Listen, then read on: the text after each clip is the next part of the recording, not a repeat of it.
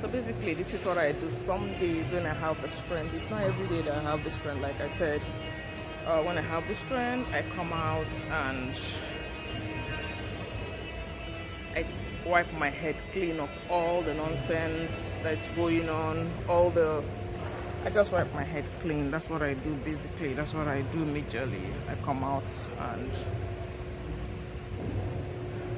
I refuse to stay in and have those conversations. I call them conversations with the devil. That's what I call them, because they are really conversations with the devil.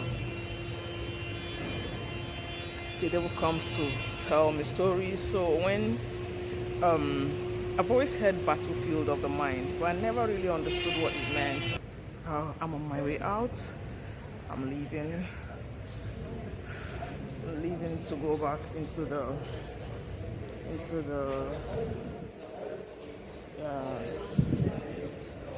leaving to go back into. I need to catch the boat. We're off. Yeah, we're off. And I hope I'm able to get there. Are lots of people. I hope I'm able to get a place on top, because up is usually filled up. By the time when I came in, there was nobody. I was like number one, and we had like 30 minutes to kill. So that was why I went into the boat house. But by the time I came down from the boat house, down to look at all the people, it was already filled. And there's always queue. Everybody wants to go up. I just hope I'm able to get a place up, because I really don't want to stay down. I don't want to stay down. I would rather go up.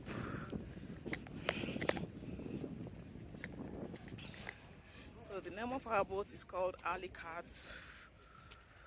Ali, as in Ali Baba, Ali Cat. That's the name of our boat. This is the boat. It just feels so good to be strong. I'm sure. I wish I could be as strong like this every day. I wish I could use the skyline. I wish I could be this strong every day. Like upstairs. There's already that rush for upstairs. Just hope I get to sit upstairs. I don't want to sit down. I don't want to sit downstairs. My mask comes on. The three masts is called HMS Warrior. This was the first of our iron-hulled warships, built in 1859 on the River Lee, commissioned in 1860. It was built on an 18-inch thick Burma teak frame that after they bolt the big iron plates onto. The ship was steam-powered as well as sail. In its day, considered to be so formidable, nobody wanted to go anywhere near it. It never even got to fire a shot in anger. It was the pride of Queen Victoria's fleet. It was head of the Red Fleet, back in the day when Britain had three fleets, the Red, the White and the Blue. HMS Warrior was built by a company called the Thames Iron Works. They had a football team, which over the years becomes West Ham. This is why their nickname is the Hammers, or the Irons, because of the Thames Iron Works. Because I've got to try and get around these guys behind me. Not quite sure what they're waiting for. Keep looking over the right-hand side, please, the side that the Warrior is.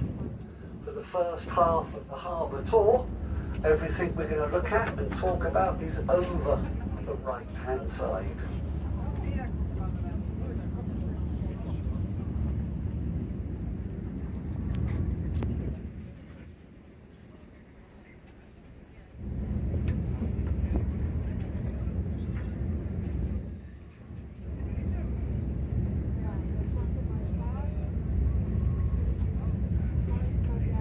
Okay, this is the corner of South Railway Jetty, the start of HMS Nelson.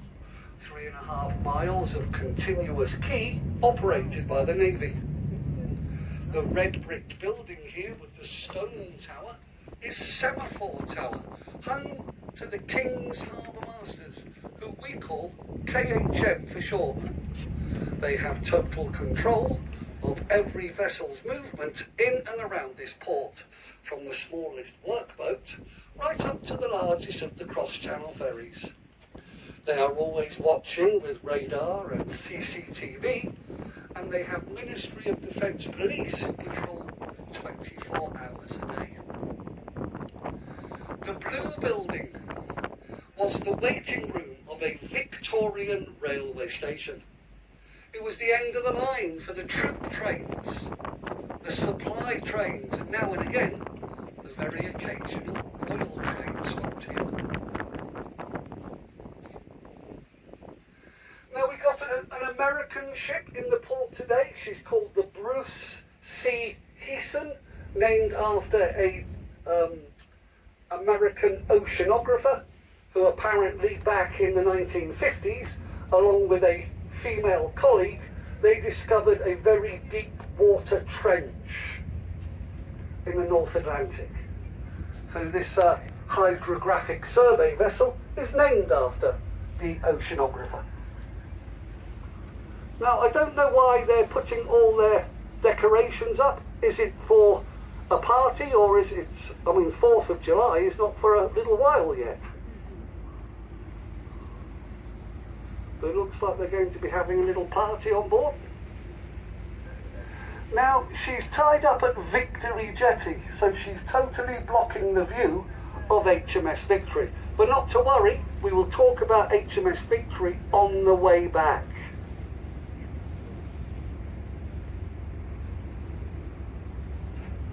Now folks, look what flew in this morning to join the aircraft carrier, an Apache helicopter gunship and a Chinook.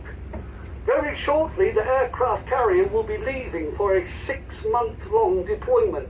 They won't be back until just before Christmas. So over the next couple of days, more and more aircraft will fly in to join the carrier. This is HMS Queen Elizabeth. She is a QEC, Queen Elizabeth class aircraft carrier. These are the largest carriers ever built for our Navy, 65,000 tonne, 284 metres long, 39 metres wide at the waterline, 73 metres wide on the top. A full quota of aircraft, 36, but they can carry 64. Most of these aircraft will be F-35B Lightning II multi-role fighters, and the rest will be all the different types of helicopter. The crew complement, 679 people. There is sleeping accommodation for 250 Royal Marine Commandos, and when you add pilots, air crew and technicians, now we have 1,600 people on board, reaching speeds of 30 knots, her operational range 10,000 miles. Now, folks, Portsmouth Harbour used to be, I'm talking in Napoleonic times, very, very shallow. You couldn't even sail ships inside here. When you got here to the north corner and the tide went out, all the harbour in front of me would dry away, leaving miles of marshland and mudbanks. Back in these times, we had thousands of prisoners of war, mostly Dutch guys, captured from the Dutch war. We make them dig by hand from here all the way down to the bottom of the harbour. A channel. It takes years. They said 4 times more mud had to be dug from here than the whole workings, both sides and including digging out the channel tunnel, had been achieved with machinery. If this wasn't enough, please look over to the right at the 5 dry docks. Long black gates with yellow railings. They all lead into a 30-acre lagoon. We made them dig that out too.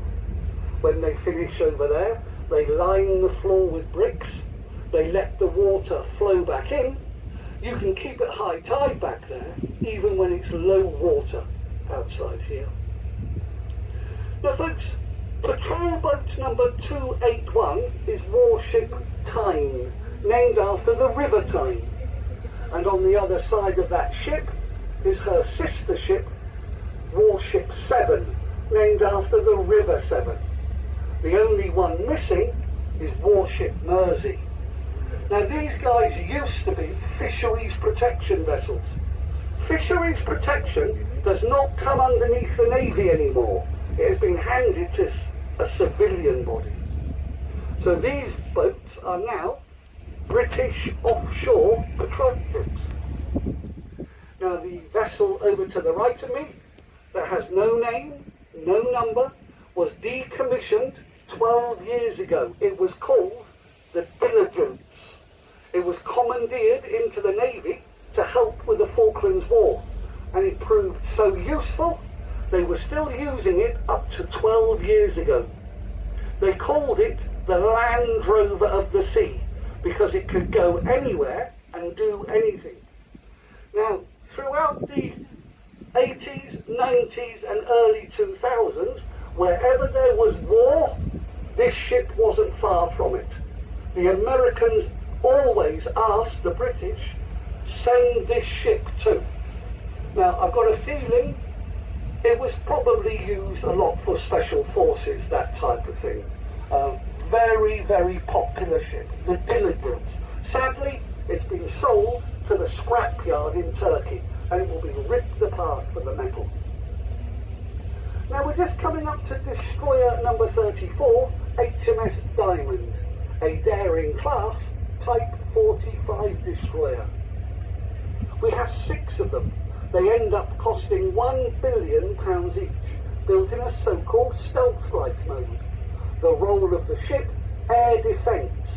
Her radar, the multifunctional Samson radar, is a missile tracking system. The ship has a fully automatic, self-loading 4.5-inch cannon. They carry 48 Aster missiles. They have 8 Harpoon anti-ship missiles, miniguns, 30mm cannons. If you look at the white pillboxes, radar-guided Gatling guns for shooting down missile. They call them Vulcan Phalanx. They fire 53 bullets per second through the barrels to shoot down incoming missile.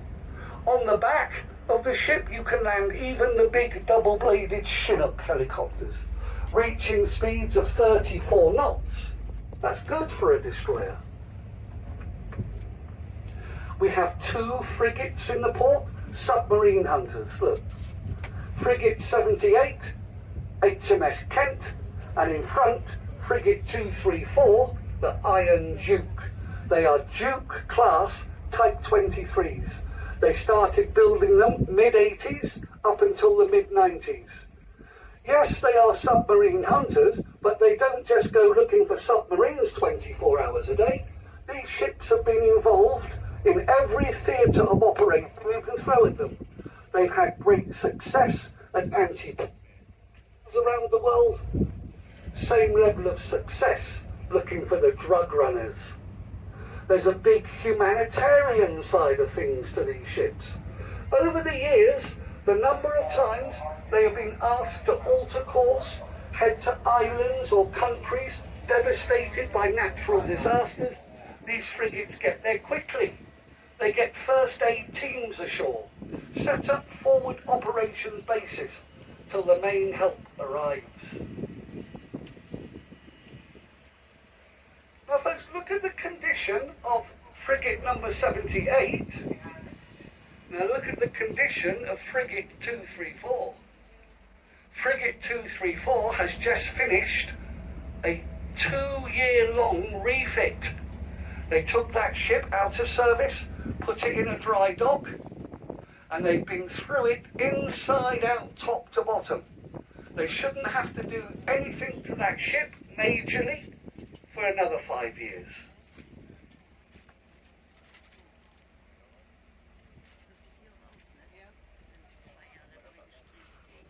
I thought she might be going out today. Now folks, as we come down to the back, of the Iron Duke. Please look over the top of her flight deck. Look straight across to the big cranes. Are you ready? And you will see two destroyers in dry dock.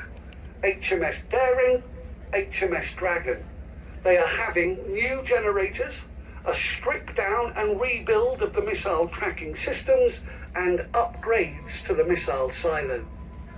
The big sheds that say HM Naval Base Portsmouth used to be the site of BAE Systems. We don't build ships here anymore, but we have the contract for the maintenance. The Wave Knight was a fast fleet tanker, a replenishment at sea ship. You would meet this ship at sea and she would fill you up with fuel, and if you needed food, water, ammunition or spare parts, it was all on board here. But sadly, we now have 4 bigger, new Tide class tankers. So this one is no longer needed. It is surplus to requirements. It will sit here for about 6 years doing nothing, and after that it will probably be sold for scrap to the scrapyard in Turkey. Shame, it's a good ship. Now folks, remember, all this part of the harbour was dug out by hand by thousands of people. You see this round stone tower? We made some of those prisoners build it so our guards could get up on the top here and try to keep some sort of watch over them. They really were scattered like ants everywhere. If they could cause any problems, trouble or mischief, they would. The tower is the end of Royal Naval Quay, and we are now sailing into the commercial port, Portico. Portico are the second biggest importer of fruit and vegetables in the UK, second only to Dover. And in particular, they bring up to 70% of all of Britain's bananas here.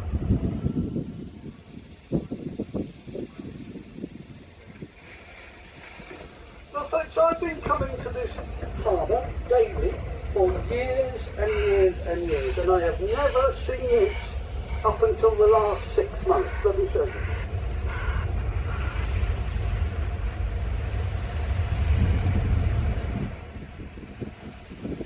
Now obviously, I'm sure this is something to do with Ukraine. Over the last 6 months, ships, look, they come and lorries stacked up, filling them with grain. Ship after ship, just grain. We import fruit and vegetables here. We don't do this. But look, there's something going on. Where do they take all these ships? One after the other, pumping them full of grain 24/7. There must be a shortage. Look what came in this morning, guys. The World. This is a residential cruise ship. You can live on it as long as you want. Buy yourself an apartment. What do you think? Would you like to have a year or two going around the world on this? Nice.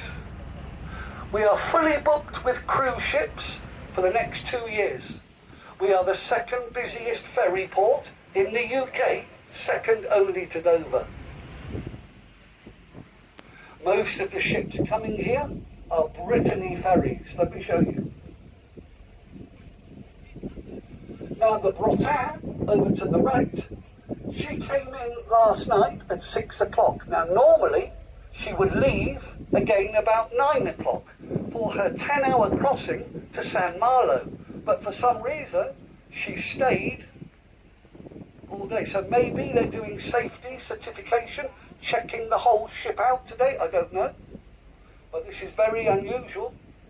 These Brittany ferries, they come from Caen, Cherbourg, Le Havre, San Malo, Normandy. We have a ship from Bilbao and a ship from Santander. Please look over to the right at the very old destroyer. Notice it has 3 funnels. Launched in 1969, this was HMS Bristol, the only Bristol class Type 80 B-2 destroyer ever built. It was Hong Kong guard ship.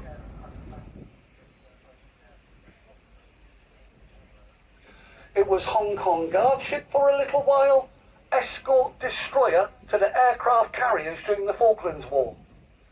Now for years it sat over here on Whale Island, being used by thousands of cadets as a training and an accommodation ship. Now the cadets all pass through the big grey building over there, HMS Excellent. It is home to the Second Sea Lord, its headquarters to the Royal Navy. All of the land over here is an island. It's really big. It's called Whale Island.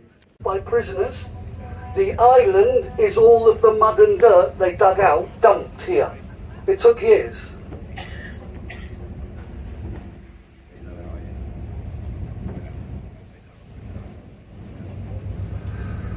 Okay folks, please look over to the right at the tugboat that's tied up over here.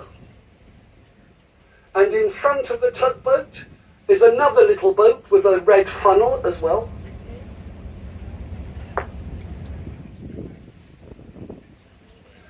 Right folks, it doesn't matter where you are sitting on the boat. When you personally are in the middle of the first two boats, follow the water straight back to Portchester Castle. Look, a massive castle right in the middle of the two boats here, look.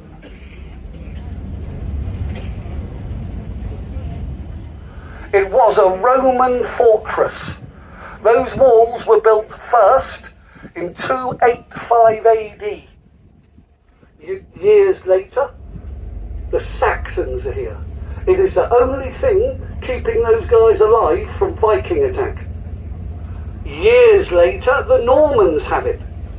They repair it, they add on to it, they build all the buildings inside it, and they turn a Roman fort into this castle. 285 is documented. This is when Portsmouth Harbour had become a naval base. Roman ships defended this port first. Now remember guys, as I'm talking to you, the tide has now turned and is starting to go back out to sea. So over the next 5 hours, millions of gallons of water will pour out of the harbour entrance. And when it does, look over to the right here, to the whole middle out here, it will become dry land. 16 miles of mud banks. This is the original depth of Portsmouth Harbour over here. Remember, in the Napoleonic times, every time the tide went out, half of Portsmouth Harbour dried out. So this is why we had to get these men first to dig it by hand, and then starting with the Victorians, they've dredged Portsmouth Harbour over and over so many times. Have you spotted the other frigate over to the right there? Tied up at Rotten Row, that is the Monmouth.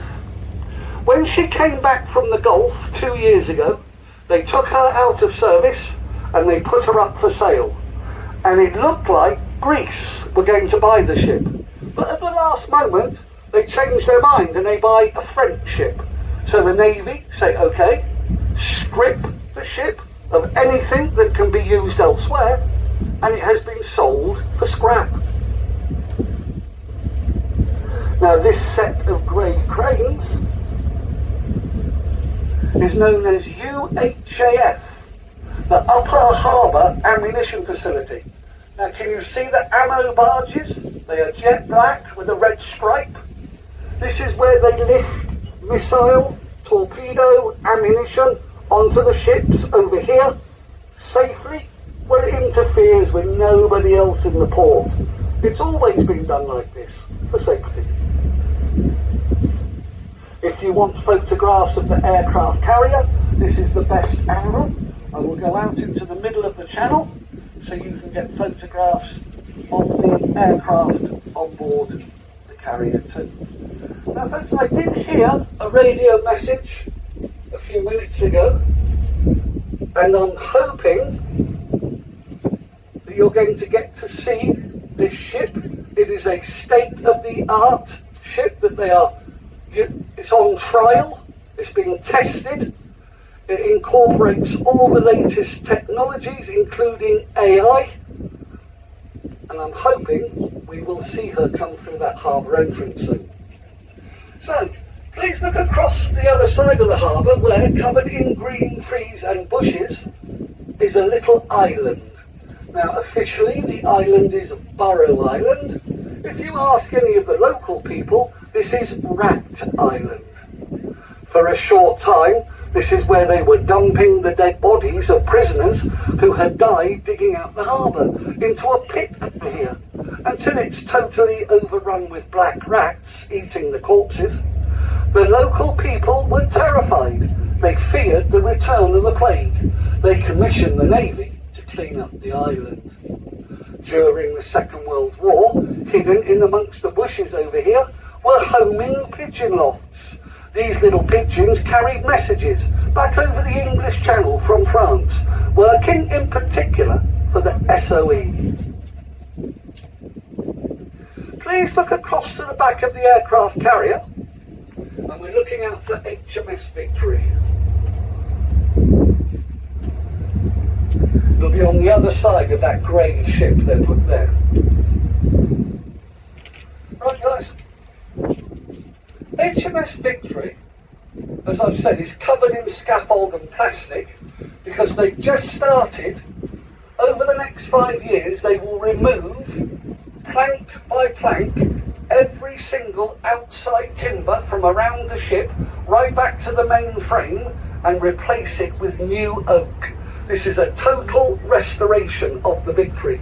Launched in 1765 at Chatham, back in the day, she was a first-rate ship. So one of the finest fighting ships available. Now, every time you wanted to build a ship this size, you had to cut down and destroy 100 acres of your prime forest. Just to build HMS Victory, you need 6,000 whole trees, 80% of which were oak. She became famous at the Battle of Trafalgar. This is where Nelson is seen by a sharpshooter and shot. Now, carried down below decks, it takes him 2.5 hours to die in agony. Before he dies, he asks his friends, please, don't bury me at sea. Take me home to my beloved England and give me a Christian burial. What are they going to do with his dead body? Because HMS Victory has been beaten up. They're towing her to Gibraltar for repairs. They won't get home for months. They have no refrigeration. They pickle his dead body in a big barrel of brandy. 3 months later, Victory sails home. They take off the lid. It's actually done a very decent job of preservation. The body is removed from the brandy and taken to London for the funeral.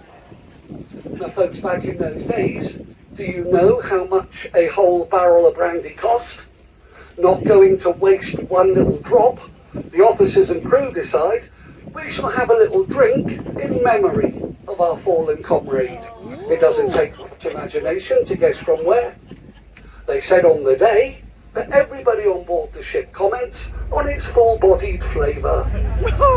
Now, we're just coming up to a massive jetty here called the OFJ, the oil fuel jetty. And this is where tankers capture the fuel for the warships tie up.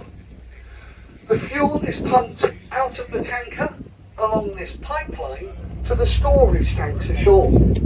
Now, you see those black and white barges here? There's plenty more. But when our warships want fuel, these barges take the fuel over to the ship. It's safer to do it that way. Look underneath the jetty into Gosport Marina, home to millions of pounds worth of small leisure and pleasure craft. Now let me just nudge up a bit. Now wait till we get to the section at the end that's open. It's actually called Endeavour Quay, and it's a boat builder. And there's been a boat builder of one type or another over here for 200 years. Now, up until the early 60s, a very famous boat builder called Camper Nicholson were here. In the 1930s, Camper Nicholson designed and built 4 of them right here, J-class racing yachts for the America's Cup, mostly owned by very wealthy Americans now, who choose to keep them in much sunnier climes. Now, from time to time, like every 5 years, they come back here and they sail around the Isle of Wight and through the harbour, and it's fantastic to see these fantastic J-class yachts. Good view from here of Spinnaker Tower, 170 metres or 560 foot tall. As they were building it for the millennium, they wanted to call it the Millennium Tower. Only from day one of its construction, problem after problem, setback after setback, it's eventually completed in 2004. So they call it Spinnaker Tower, as it's supposed to look like a spinnaker sail. The estimated cost was 6 to 8 million. 4 years behind schedule, it goes to 34 million. On a very clear day, they say from the platforms, you can see 23 miles or more of continuous coastline from.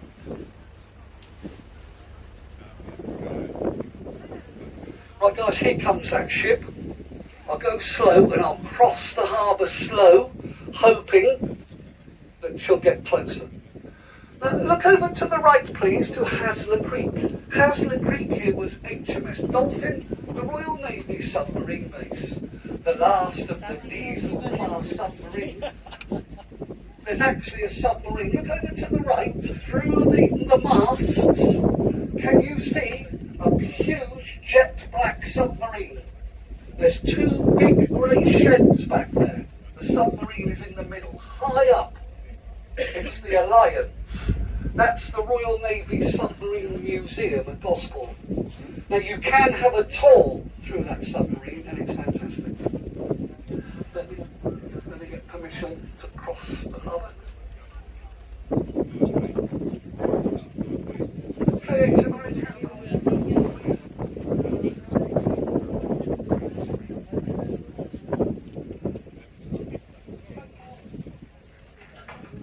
Well guys, we've had permission to cross, but I'll take as long as I can, but they're watching us all the time, see. But please look over to the right. Can you see that square, cream-coloured tower with the windows going up the side? They call it the Dive Tower. It's a 100-foot deep swimming pool. If you worked on the submarines every 2 years, you had to go back here, and you would enter the bottom through an airlock. One at a time, no life jacket, no breathing gear. You would flood yourself with water, open the hatch above your head, and then slowly up to the top. There's divers watching you. You must exhale as you make your ascent to simulate escaping from a submarine trapped on the seabed. If you could not do that unaided, that was you removed from the submarine service. Alright guys, here she comes. This is an experimental ship. She is called the Patrick Blackett. This is not owned by the Royal Navy. They are testing it for the Navy. Now, they say they can send this ship out on a 6,000 nautical mile mission, nobody on board it. It's all to do with AI and all the latest technologies.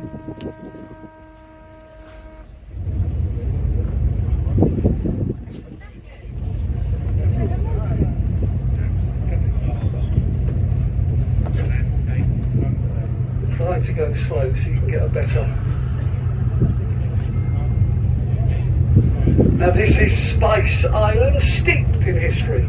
Right here, Sir Walter Raleigh lands the first tobacco, potatoes and spice plants when he comes back from the Americas in the late 1500s. Years later, they are press ganging hundreds of people into the Navy from here.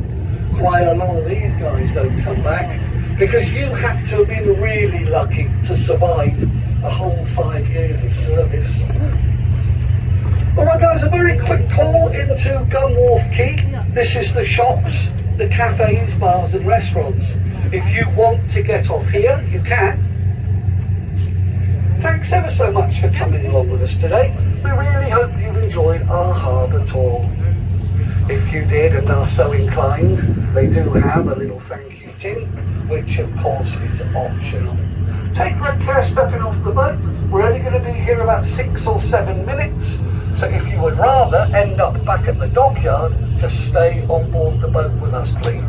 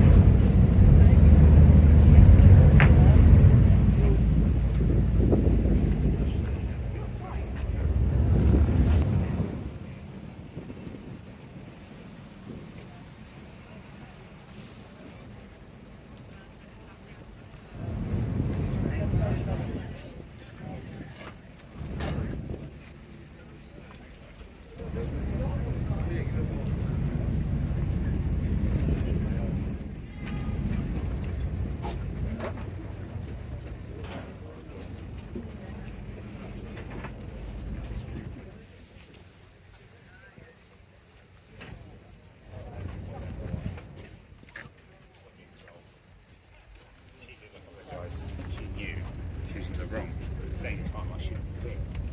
I didn't bite, but it wouldn't turn out the way that it turned out. It turned out differently. I did bite.